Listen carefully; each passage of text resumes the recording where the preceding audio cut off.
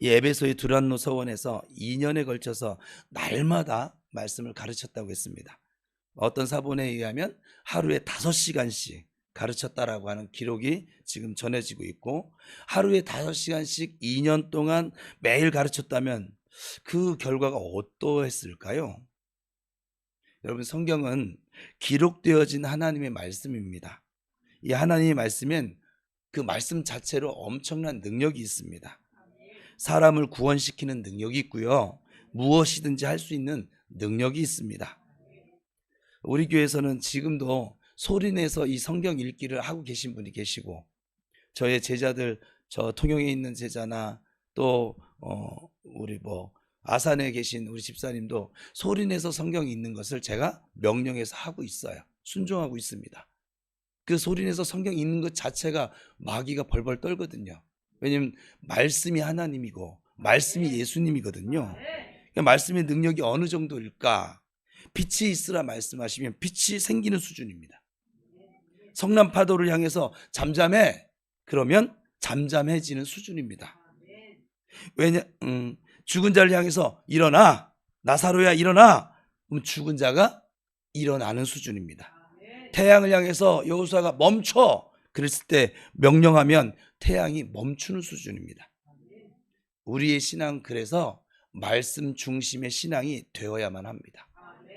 내 소견에 옳은 대로 예수 믿는 사람 능력도 없어요. 사실은 능력도 없고 재미도 없고 맨날 인상 쓰고 비판만 할 줄 알고, 자기도 못하는 것 남에게 자꾸 잣대를 들이밀고 자기도 행복하지 않아요. 제가 여태까지 목회하면서 봤더니 남 비판하기를 좋아하는 사람들을 보니까 그 사람들의 삶에 행복이 없어요. 기쁨이 없어요. 남을 비판하면서 자기도 불행한 거예요. 국가를 비판하는 사람 치고 이 국민으로서의 행복을 누리며 살 수 있는 사람이 있을까요? 없어요. 이미 비판하는 순간 나는 불행한 국민이, 스스로가 그렇게 만드는 것이죠. 말씀 중심의 신앙이 되기 위해선 먼저 말씀을 잘 배우셔야만 합니다. 왜냐하면 배우지 않으면 말씀의 내용을 알 수가 없기 때문에 그래요. 그래서 거기서 끝나면 안 되지요.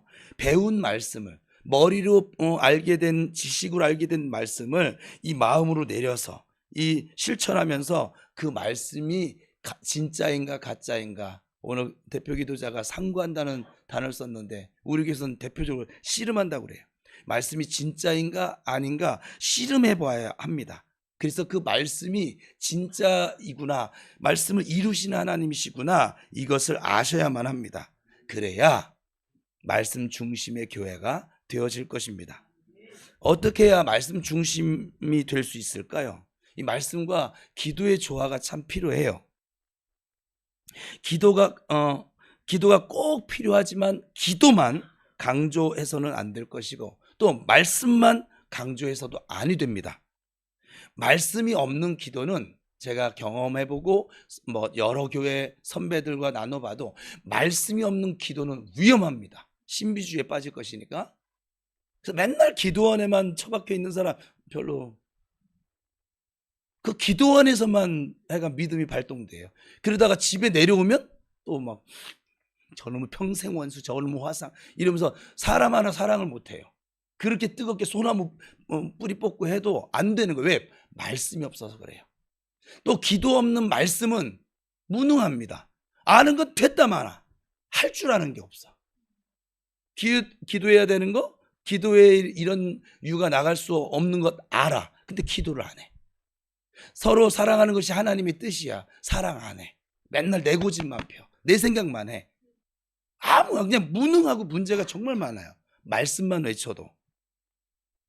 말씀과 기도가 잘 조화되어질 때 진정한 말씀 중심의 삶을 살아갈 수 있는 줄 믿습니다. 성경이 하나님의 말씀으로서 능력을 나타내기 위해서는 기도가 뒷받침되어져야만 합니다. 설교자에게는 그런 체험이 참 많아요. 기도가 뒷받침된 설교와 기도가 뒷받침되지 않은 설교는 정말 차이가 많습니다. 힘 있는 설교와 힘이 없는 설교, 능력이 나타나는 설교와 능력이 나타나지 않는 설교, 그 차이점은 어디 있냐면 기도에 있습니다. 이렇게 얘기하니까 여러분들이 주일 예배에 와서 오늘 말씀 전하신 목사님 위해서 기도해 줘야겠죠. 소리가 별로 안 하겠다는 얘기인데. 뭐 제가 해야죠, 뭐. 기도할 때 성령 충만 받을 수 있고 성령 충만으로 무장된 사람이 하나님의 말씀을 담대하게 선포할 수 있고 담대하게 선포되어질 때 능력이 나타나는 것은 당연하지 않을까요? 기도와 말씀을 사랑하시는 저와 여러분 될 수 있기를 축원합니다. 두란노 서원에서 어쨌거나 2년 동안 전심전력으로 가르치는 바울을 통해서 아주 희한한 일들이 나타납니다. 어떤 일들일까요? 11절에서 12절입니다. 오늘 본문 읽겠습니다. 시작.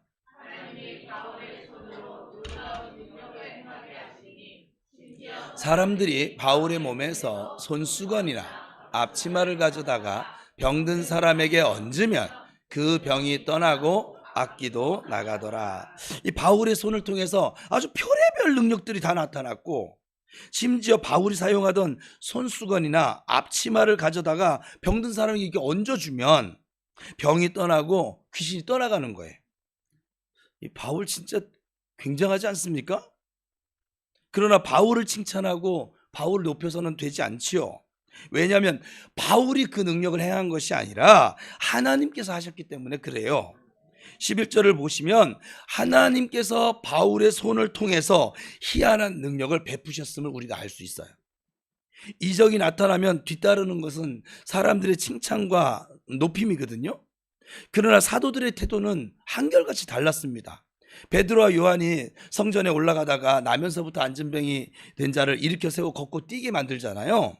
모든 사람들의 시선이 두 사도에게 집중되어지자 베드로가 이건 우리가 한 게 아니야. 예수님께서 고쳐주신 거야. 분명히 하면서 예수님께 모든 영광을 돌리게 됩니다. 또 바울이 1차 전도 여행 시 루스드라에서 나면서부터 안전병에 있던 사람을 만나게 되죠. 또 바울에 의해서 그가 걷고 뛰는 이적이 나타납니다. 그러자 사람들은 어떻게 해요? 또 바울과 바나바를 아주 신처럼 섬기려고 합니다. 그때 두 사람은 옷을 찢고 소리를 지르면서 우리도 너와 똑같은 사람이야 라고 만류하면서 하나님께 돌아오도록 권면하고 있습니다. 그러니까 성경에 나타난 하나님의 사람들을 보세요. 그들의 공통점은 성경에 지금 기록되어져 있는 겸손입니다. 우리 교회도 지금 저를 비롯해서 사역자들이 있는데 목사님들과 항상 겸손하셔야 돼요. 여러분들이 기도를 많이 해서 그게 아니에요. 하나님이 은혜를 주셔서 그런 거예요. 올 한해 우리 교회가 참 행복했습니다. 사랑이 이렇게 많은 교회를 저도 처음 다니고 있습니다. 여러분들만 처음 보는 게 아니라 저도 처음 다니고 있어요.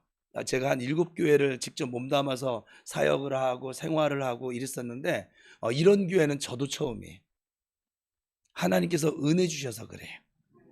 우리가 뭐가 사람이 착해서 가까이 옆에 가니까 냄새 나요. 하나님 은혜 주셔서 성령으로 함께 하셔서 그 모든 허물을 뒤엎고 서로 기도하게 하시고 섬겨주게 하시고 조그만 거 하나 나누게 하여 주시고 우리 교회는 아닌데도 이렇게 나누잖아요. 우리 교회가 얼마나 대단한 능력을 지녔습니까? 그죠? 우리 교인이 아닌데도 불구하고 우리 교인들 생각하니까 한 땀 이거 뜨는 게 쉽지 않아요. 우리 집사람이 뜨는데 시간 오래 걸립니다.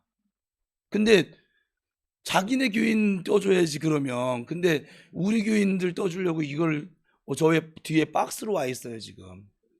그러니까 개수가 어쩔는지 모르지만 필요하신 분은 2개 가져가시면 안 되고 일단 하나씩 가져가시고 밥 먹으면서 남은 게 있으면 제가 더 가져가라고 할 테니까 정말 이게 주님의 은혜인 줄 믿습니다.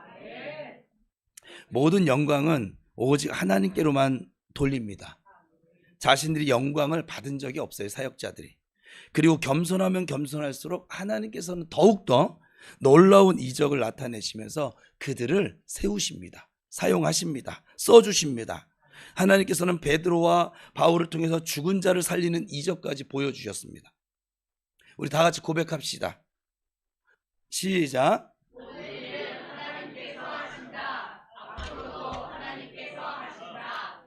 다시 한번 고백하겠습니다. 시작.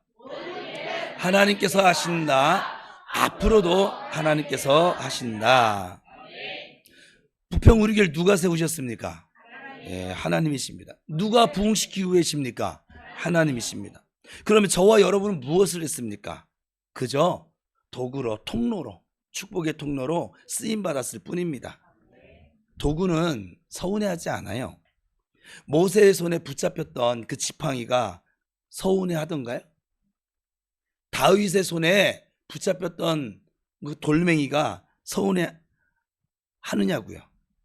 도구는 그냥 묵묵부답입니다. 칭찬도 받지 않고 앞에 나타나지도 않습니다. 또한 아무도 이 도구에게 주목하지 않습니다. 모세가 지팡이로 반석을 쳐서 물이 나오자 백성들 중 누구도 지팡이에게 시선을 주면서 지팡이야 너 고생 많았다 이렇게 칭찬하지 않습니다. 단지 모세에게 집중하고 칭찬할 뿐이죠. 다윗이 물맷돌로 골리앗을 때려 죽일 때 사람들의 시선은 오직 다윗에게만 집중되어졌고 다윗에게 영광을 돌렸죠. 물맷돌에 관심을 둔 사람은 아무도 없습니다. 물맷돌을 칭찬한 사람도 아무도 없습니다. 그처럼 도구에게는 전혀 영광이 돌아가지 않는 게 맞습니다. 여러분 바울처럼 쓰임받고 싶으십니까? 겸손하세요. 나를 통해 하나님의 강한 능력이 나타나면 나타날수록 나는 더 낮아져야만 합니다. 하나님께서 나에게 중요한 일을 맡겨주실 수 있도록 나란 존재는 사실은 나타나지 말아야 합니다. 아무리 큰 일을 했을지라도 아무리 생명을 바쳐 일을 했을지라도 영광은 오직 하나님께만 돌리시기를 바랍니다. 어떤 사람들은 하나님께서 이렇게 잘 쓰임받다가 버림받는 경우도 있어요. 그러나 바울은 순교하는 그날까지 하나님께 아주 마음껏 쓰임받게 됩니다. 왜 그랬을까요? 그는 언제나 하나님께 모든 영광을 돌렸고 무슨 일을 하든 오직 하나님의 영광을 위해서 했기 때문에 그렇습니다. 고린도전서 10장 31절 바울의 선포인데 시작. 저희가 먹든지 마시든지 무엇을 하든지 다 하나님의 영광을 위하여 하라. 그러니까 바울에게는 오로지 주님만이 중요했을 뿐이에요. 주님께서 영광을 받으실 일이라면 자신이야 뭐 어찌 되든 뭐 상관도 없었고 뭐 매를 맞든 감옥에 끌려가든 저주를 받든 뭐를 하든 아무 상관이 없는 거예요. 바울의 목표는 오직 하나님의 영광이었습니다. 지금부터 약 2000년 전에 하나님께서는 바울을 이토록 사용하셨어요. 그렇다면 지금은 누구를 사용하실까요? 어떻게 무덤에 있는 바울을 다시 끌어올려서 사용하실까요? 다 같이 11절을 같이 읽겠습니다. 시작. 잠깐만요. 바울의 이름 대신에 바울 옆에 땡땡땡 했잖아요. 자기 이름 집어넣으라는 거예요.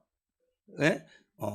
일단 원문을 읽고 두 번째 합시다. 시작. 하나님이 바울의 손으로 놀라운 능력을 행하게 하시나니. 다시 한번 이제 자기 이름을 집어넣는 거예요. 바울의. 시작. 하나님이 테오의 손으로 놀라운 능력을 행하게 하시니. 아멘. 여러분이 하나님의 도구가 되시고 이 시대에 바울이 되어 가시기를 축복합니다. 하나님께서 바울을 제한 없이 사용하신 것처럼 우리 모두 제한 없이 쓰임받게 되기를 축원합니다. 하나님께서 여러분의 손을 사용하시면 지금도 희한한 능력을 나타내실 수 있습니다. 늘 성령 충만하여 권능 나타내시기를 주님의 이름으로 축복합니다. 예수님을 믿는 사람은 능력을 사모하셔야만 합니다. 능력 때문에 예수 믿는 건 아니지만 예수 믿는 사람은 능력을 사모해야 됩니다. 하나님 나라 확장과 하나님의 영광을 나타내고 돌리기 위해서 능력을 사모한다면 반드시 하나님은 허락해 주십니다. 우리가 능력을 나타내지 못한다면 우리 시대가 손해입니다. 사실은 바울이 살던 시대에는 제한 없는 하나님의 능력이 계속 나타났습니다.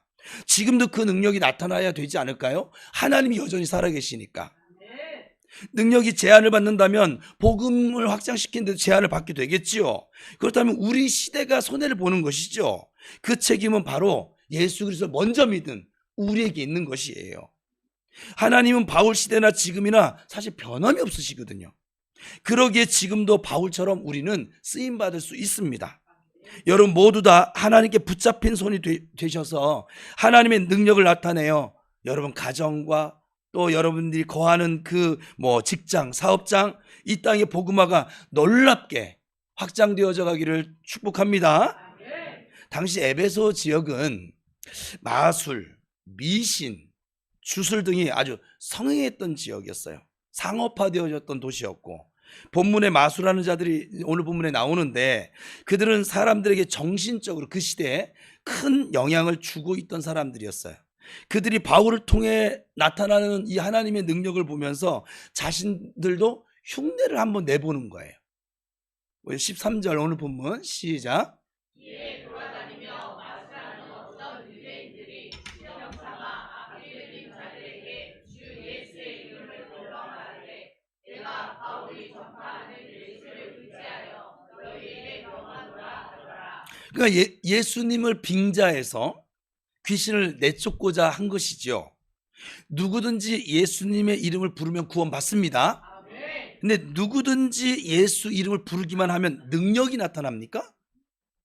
예수 이름은, 예수님 이름 그 자체가 능력의 대명사요. 예수님이라고 하는 이름 앞에 사단의 세력이 아주 벌벌 떱니다. 그렇지만 예수님의 능력은 그분을 믿는 자를 통해서만 나타나집니다. 요즘도 예수님 이름을 빙자하는 사람들이 있지요. 아주 선거 때가 되면 예수님 이름을 이용해서 표를 하나라도 더 얻으려고 하는 자들이 각 큰 좀 규모가 있는 교회에 기웃거립니다. 저는 우리 교회 안 왔으면 좋겠어요. 어차피 목적이 그쪽에 있으니까. 예수님 믿는 사람이라고 상대방을 안심시킨 뒤에 폭리를 취하는 장사치들도 있어요. 예수님을 빙자해서 자신의 명예를 높이는 사람, 예수님 이름을 빙자해서 자존심을 지키려고 하는 사람, 예수님의 이름을 빙자해서 대접받으려고 하는 사람, 예수님 이름을 빙자해서 자신을 방어하는 바람막이로 사용하는 사람 등등등, 참 이 시대에 많습니다. 우리는 어떨까요? 예수님을 신실하게 섬기고 그분을 위해서 살기를 원하고 그분을 위해서 희생을 하고 그분을 위해서 손해보기를 즐겨 하실 수 있기를 예수님의 이름으로 축복합니다. 그 자세가 예수님을 사랑하는 자세입니다. 예수님 믿는 자의 바른 태도인 것이죠. 이어서 14절을 읽겠습니다. 시작.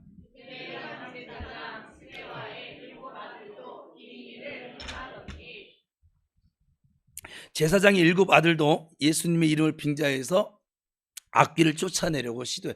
아마도 바울이 지금 그 희한한 능력을 나타내니까 자기들도 할 수 있다 하고 싶어서 욕심이 생겨서 아마 이런 시도를 하지 않았을까. 어떤 일이 벌어졌을까요? 15절 16절 시작. 악기가 대답하여 이르되 내가 예수가 알고 바울도 알거니와 너희는 누구냐 하며 악기 들린 사람이 그들에게 뛰어올라 눌러 이기니 그들이 상하여 벗은 몸으로 그 집에서 이 얘기하니까 또 생각나는 분이 계시네. 그냥 시간상 예수님의 이름으로 행한다고 다 이루어질까요? 예수님 이름을 빌린다고 해서 다 되는 것이 아니에요. 예수님 이름 자체는 엄청난 능력이 있습니다. 그러나 그 이름이 모든 사람에게 다 능력으로 나타나지는 것은 아니라 이 말이에요. 이름을 빌리는 것으로는, 흉내내는 것으로는 아무것도 될 수가 없어요. 흉내내는 것은 아무것도 못합니다. 제가 지금 사역을 해요.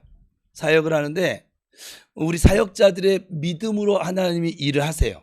그런데 가장 빠르고 확실한 건 뭐냐면 본인의 믿음으로 예수를 온전히 믿고 나아가잖아요. 악한 영이 여러분들을 그렇게 감히 어떻게 할 수가 없어요. 이걸 아무리 설명해줘도 믿음이 없는 사람에게는 그냥 목사님 기도봐. 제가 기도하면 낫고 여러분이 기도하면 안 낫고 그러면 제가 하나님이잖아요. 내가 목사가 기도해도 낫고 여러분들이 믿음으로 기도해도 낫습니다. 제일 좋은 건 여러분 스스로가 예수 그리스도 이름을 온전히 믿으세요. 구원의 그 이름, 능력의 그 이름 온전히 믿으세요. 그리고 하세요. 우리 교회에서는 얼마나 많이 이렇게 학습을 시켜줘요. 따라합시다. 예수님 이름으로 명하노니 악한 영아 떠나갈지어다. 질병아 떠나갈지어다. 예, 믿음으로 구하면 돼요. 언제까지 그 악한 영에 시달려서 맨날 우울하게 힘들게 아프게 그렇게 인생을 펼쳐나가 하나 기쁘지도 않고 즐겁지도 않고 지금 이 마술사들과 이 제사장 그 아들들이 흉내를 냈어요. 그랬더니 귀신이요 귀신처럼 합니다. 내가 믿음으로 하고 있는지 목사님이 교회에서 이렇게 배운 대로 하는지 아니면 믿음으로 하는지를 귀신처럼 알아요. 야, 내가 바울도 알고 예수님도 알아. 근데 너 누구야? 야, 이게 아무것도 아니기 까불고. 실제로요, 목사님들이 사역 훈련을 하는 데가 있었었나 봐요. 저는 들은 거 직접 보진 못했는데, 우리 정기철 목사님한테 같이 가서 있는데, 가서 이제 그 귀신 축사하는 것을 같이 훈련을 했나 봐요. 근데 그 중에 동료 목사님 한 분이 가가지고서는 이렇게 정말 이 명령을 했대요. 그랬더니 그 목사님이 울상이 돼서 왔대요. 정말 그 귀신이 목사님한테 요 성경대로 내가 예수도 알고 바울도 알겠는데 넌 누구냐? 그래서 목사님이 좌절해서 그 모임을 안 나가신대요. 근데 그 목사님도 그래요. 그러면 다시 믿음을 가지고 할 생각을 해야지. 참나원 정말. 여러분 무엇 하든지 믿음으로 하시기 바랍니다. 여러분을 통해서 능력이 나타나길 원하십니까? 그렇다면 예수님을 믿는 것은 기본이고 열심히 기도하면서 누가복음에 보면 기도 외에는 이런 능력이 나갈 수가 없다라고 예수님 말씀하셨거든요. 그분을 예수님을 철저하게 신뢰하며 순종하고 따르시고 충성하고 희생하시고 그럴 때 여러분들이 굳이 어떤 거대한 액션을 취하지 않아도 예수 그리스도의 이름의 능력이 나타나게 될 줄로 믿습니다. 그들은 바울을 모방했던 거예요. 흉내냈던 거예요. 바울이 예수 이름을 귀신 쫓는 것을 보고 자신들도 예수 이름을 빙자해서 귀신을 쫓아내고자 했습니다. 복음은 모방되지 않습니다. 능력은 모방되지 않습니다. 흉내낸다고 능력이 나오는 것이 아니라 이 말입니다. 21세기 교회도 초대교회를 지금 모방하고 있거든요. 21세기 교회는 초대교회 때보다 사실 돈이 더 많아요. 건물도 더 크고 훌륭합니다. 사람도 많습니다. 그리고 프로그램도 정말 다양합니다. 근데 예수님의 능력이 없습니다.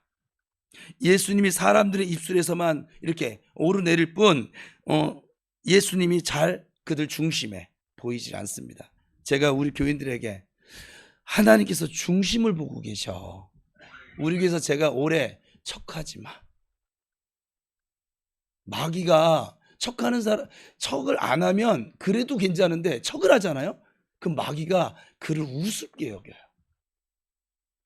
사람들한테 보여지는 너의 모습, 그게 뭐냐면 자존심이거든요. 너는 거기에 마음이 있구나. 거기서 고마움 하나 탁 건드리면 아무것도 못해. 흉내 낼 생각도 하지 마시고 믿음으로 하세요. 한마디 기도하더라도 믿음으로 하세요.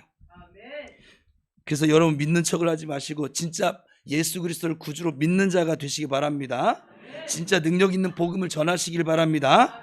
사도행전에 나타난 교회를 닮아가자고 우리가 지금 말하고 있는데, 그래서 사도행전 강의를 하고 있는데 말만 하지 말고 진짜 사도행전에 나타난 교회가 될 수 있기를 축복합니다. 하나님께서는 우리 교회들이 초대교회처럼 힘있는 교회가 되기를 원하고 계십니다. 초대교회를 모방해서 사도행전적인 교회가 되는 척을 하는 것이 아니라 진짜 초대교회가 되기를 간절히 지금 소원하고 우리 교회 지금 훈련을 시키고 계신 중이십니다. 하나님이 원하시기에 우리의 믿음만 뒷받침되어지면 반드시 이룰 수 있습니다. 하나님의 말씀을 늘 사랑하면서 기도에 힘쓰실 수 있기를 축복합니다. 하나님께 100%의 신뢰를 보내시기를 바랍니다. 그러면 우리는 21세기의 초대교회가 될 수 있고 21세기의 바울 같은 그런 성도들이 될 수 있습니다. 예수님 이름을 빙자해서 귀신을 쫓아내려고 하니까 이 귀신 들린 사람이 오히려 그들을 때려 눕혀버립니다. 그리고 상처를 입힙니다. 옷을 벗깁니다. 그러니까 수치를 주는 거죠. 그들은 상하고 벗은 몸으로 도망하였습니다. 그리고 그 일로 인해서 몇 가지 결과가 나타났어요. 첫 번째는 에베소에 있는 모든 사람들이 이 사건 때문에 두려워하며 예수님의 이름을 높였습니다. 17절 시작.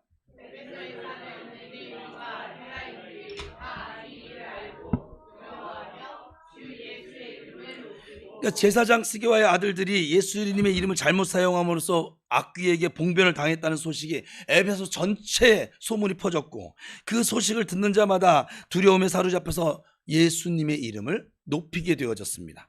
즉 바울을 통해 나타난 능력과 악기를 통해 제사장 아들들에게 일어난 일들을 이렇게 보면서 바울이 전파하는 예수가 자신들이 믿고 있었던 그 신들과는 전혀 다른 전능자이시구나, 하나님이시구나 깨달았던 것이죠. 예수님의 이름은 마땅히 높임을 받아야만 합니다. 모든 존재가 그분 앞에 무릎을 꿇고 경배와 찬양을, 영광을 돌려야 합니다. 왜냐하면 그분은 만왕의 왕이십니다. 온 우주의 주인이십니다. 유일한 심판자가 되시기 때문에 그렇습니다. 그리고 무엇보다도 그 예수님에 의해 구원의 길이 우리에게 열려졌기 때문에 그렇습니다. 그런데 지금 이 세상은 예수님의 이름을 높이지 않습니다. 오히려 예수님의 이름을 우습게 생각하는 그 믿는 자들을 조롱하며 핍박을 합니다. 예수님을 두려워하는 기색이 전혀 없습니다. 왜 그들이 두려워하지 않을까요? 먼저 믿는 우리가 살아계셔서 우리와 함께 동행하시는 예수님을 제대로 지금 보여주지 못하고 있기 때문에 그래요. 그렇다고 해서 교회가 복음의 능력을 보여주는 것도 아닙니다.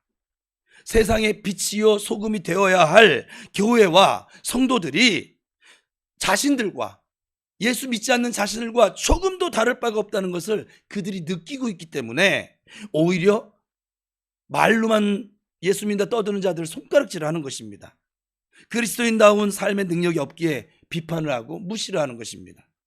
교회답지를 못하고, 교회가 성도가 성도답지를 못하고, 목사가 목사답지를 못하고, 우리 교회 이제 권사님들이 많아서 권사가 권사답지를 못하고, 우리 교회 장로가 없었는데 은퇴하신 장로님이 오셨으니까 장로가 장로답지를 못하고,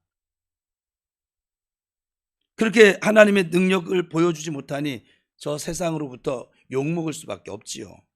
이런 상황에서 잃어버린 것들을 회복해야 할 책임이 다른 것이 아니라 우리에게 있습니다. 우리 모두 다 안타까운 마음을 가지고 이 회복을 위해서 앞장설 수 있기를 축복합니다. 그럼 어떻게 해야 회복할 수 있을까요? 이 무너진 이 교회 위상, 성도의 위상, 초대교회로 돌아가면 그 일이 가능합니다. 초대교회는 모든 예수 안 믿는 사람들도 두려워했거든요. 그 일을 다른 교회가 해주기를 기대하지 말고 우리 부평 우리 교회 우리 성도들이 저와 함께 우리가 해냅시다. 할 수 있습니다. 옆 사람 축복하겠습니다. 할 수 있다. 주님이 함께 하시니까.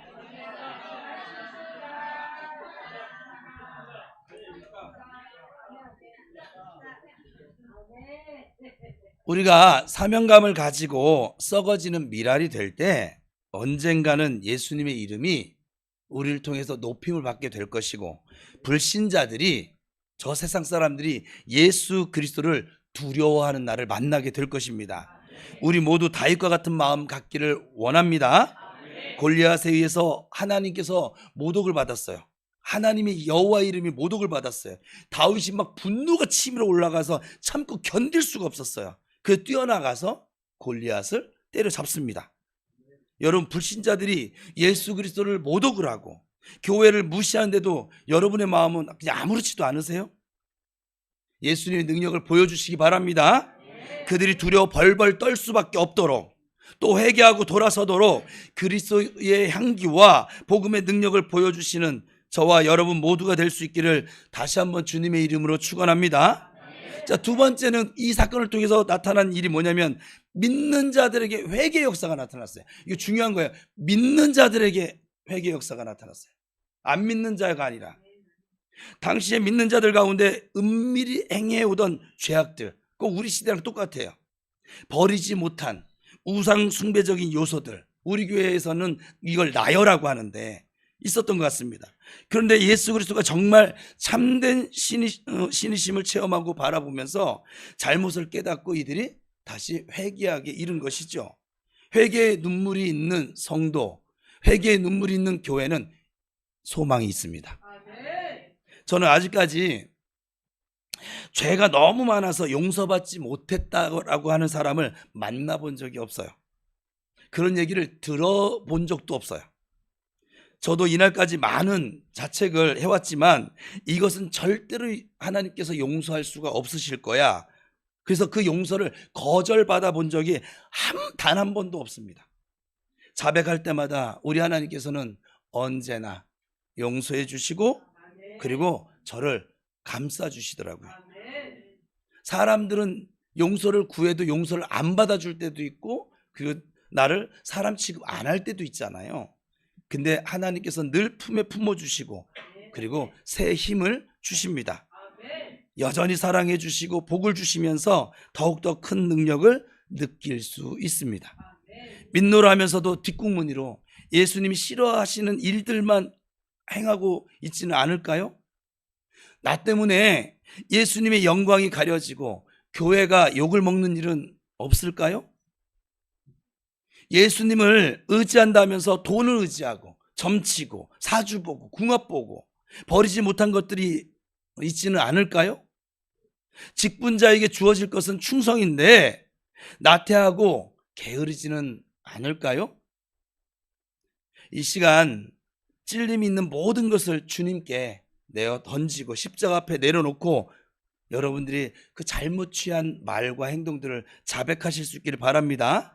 그러면 하늘보다 더 넓고 바다보다 더 깊은 우리 아버지의 사랑이 여러분 모두를 예수님의 이름으로 깨끗이 씻겨주심을 믿습니다. 또 세 번째 나타나는 현상이 있었어요. 이 사건 때문에 같이 읽어봅니다. 시작.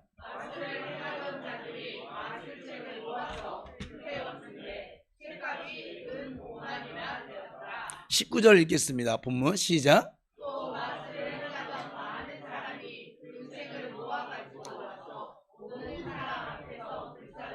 그 책값을 계산한 즉 은 하나가 노동자 하루분의 임금에 해당되니까 은 5만이면 노동자 5만 사람의 임금에 해당되는 액수예요. 굉장히 많죠. 책을 불태웠다라고 하는 것은 이제까지 자신들이 믿어왔던 그 책의 내용, 그 지식을 부정한다는 거예요. 그리고 이제부터 마술과 같은 일들을 하지 않겠다라고 하는 결단이요, 표시가 됩니다. 진짜 회개가 이루어진 것이죠. 왜 그랬을까요? 예수 그리스도만이 참된 신이심을 그들이 깨달았기 때문에 그렇습니다. 은 5만은 지금도 엄청난 액수입니다. 그러나 하나님 없이 아무리 많은 축복을 가지고 있다들 무슨 소용이 있을까요? 세상적으로 큰 값어치가 나간다 할지라도 신앙생활에 주님을 따르는 생활에 방해가 되어진다면 버리실 수 있는 결단이 있기를 바랍니다. 포기할 수 있어야만 합니다. 당시 마술이 사람들의 마음을 쑥 빼앗은 것처럼 지금도 사람들의 마음을 빼앗는 것들이 많죠. 불건전한 TV 프로라든지 음란과 폭력을 주장하는 영화나 잡지, 술, 마약, 도박, 마음을 빼앗길 만한 것에 여러분 눈길도 주지 맙시다. 버리고 태워야 할 것이라면 다 없애버리도록 하십시다. 세상이 아무리 어두워진다 할지라도 우리는 세상을 밝힐 수 있어요. 빛이거든요. 맛을 낼 수 있어요. 소금이거든요. 본문이 그것을 지금 증명해 주고 있는 거예요. 옆 사람 축복합시다. 마음을 빼앗길 만한 것에 마음도 주지 맙시다. 시작.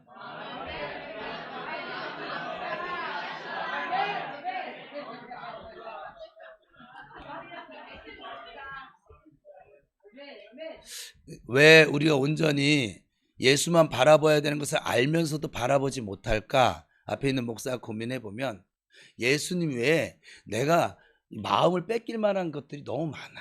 너무 많아. 많아도 너무 많아. 예?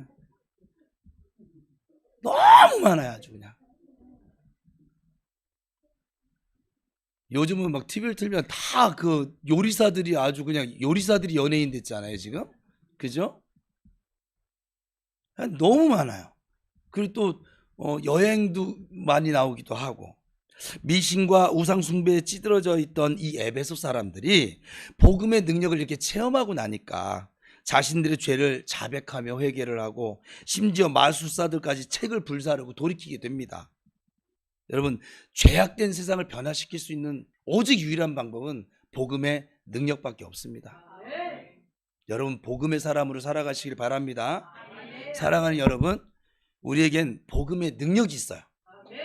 20절에 주의 같이 읽습니다. 시작. 주의 말씀이 힘이 있어 흥망하여 세력을 얻었다.